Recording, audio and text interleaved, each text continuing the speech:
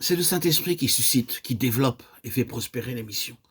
C'est lui qui fait naître dans le cœur du croyant une sorte de jalousie pour la gloire du Maître, une vraie compassion pour les âmes qui se perdent, ainsi que la foi aux promesses et l'obéissance aux commandements reçus. C'est lui qui appelle les croyants à réunir leurs efforts, qui décide les missionnaires à partir, qui ouvre les portes et qui prépare le cœur des païens à désirer et à recevoir la parole de Dieu. C'est lui aussi qui fait prospérer l'œuvre, qui plante la croix, là même où Satan règne, et qui réunit autour d'elle les rachetés du Seigneur. Oui, les missions sont tout particulièrement l'œuvre du Saint-Esprit.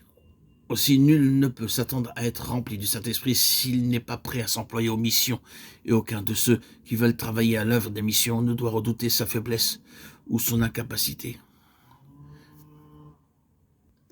Car le Saint-Esprit est là pour le préparer à prendre dans cette œuvre la place que Dieu lui assignera.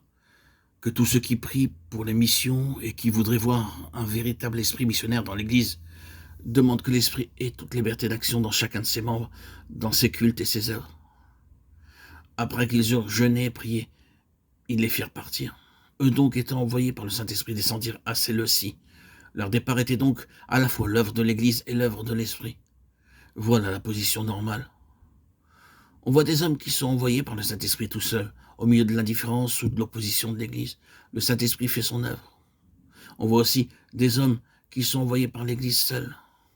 Elle trouve convenable de faire cette œuvre. Elle l'a fait, mais sans guère user de ce jeûne et de ces prières qui témoignent du besoin de recourir à l'Esprit et de ne rien faire sans lui. Heureuse l'Église qui se laisse guider par l'Esprit, heureuse la mission qui a été inspirée par l'Esprit et qui attend de lui seule lumière et bénédiction. 10 jours de prière et d'attente, et alors l'Esprit descendit en langue de feu. Voilà comment on acquit l'Église à Jérusalem. Vaquer au service du Seigneur et jeûner, et encore jeûner et prier. Et l'Esprit désigna Barnabas et Paul. C'est ainsi que l'Église devint à Antioche une Église missionnaire. C'est de la prière et de l'attente ici-bas, c'est de la puissance de l'Esprit dans le ciel que l'Église de Christ et ses missions reçoivent force, joie et bénédiction. Qu'il me soit permis ici de dire à tout missionnaire qui entendra ces propos, à tous ces auditeurs et ces auditrices qui m'entendent, prends courage. Le Saint-Esprit qui est la toute-puissance de Dieu et qui nous apporte la présence même de Jésus, le Saint-Esprit est avec toi et en toi. C'est lui qui fait l'œuvre. Attends-toi à lui et compte sur lui. Ton œuvre est son œuvre. C'est lui qui l'accomplira. Qu'il me soit permis aussi de dire à chacun de ceux qui cherchent à hâter l'avancement du règne de Dieu, soit en vaquant directement à l'œuvre des missions, soit en y contribuant par des dons, par des prières ou de quelque autre manière. Courage. Après avoir entendu au pied du trône de Dieu, avoir reçu le baptême de l'Esprit, les premiers disciples se mirent en route pour Antioche. Là, ils s'arrêtèrent, jeûnèrent et prièrent pour être ensuite envoyés à Rome et bien au-delà encore. Frères et sœurs en Christ, bien-aimés, chers amis, auditeurs, auditrices, apprenons d'eux le secret de leur force. Que tout ami des missions, que tout ouvrier dans le champ des missions commence donc par chercher à être rempli de cet esprit divin qui fait des missions son œuvre à lui.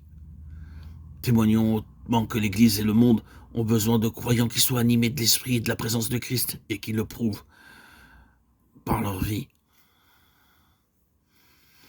Que ces croyants-là se réunissent ensemble dans l'antichambre de leur roi pour attendre, comme jadis les disciples à Jérusalem, pour vaquer et jeûner,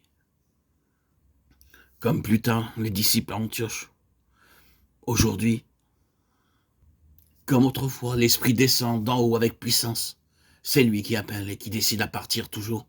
Il est prêt à convaincre de péché, à faire connaître Jésus, à amener par milliers les pécheurs à ses pieds. Il nous attend. Attendons-nous à lui, qu'il soit le bienvenu en nous.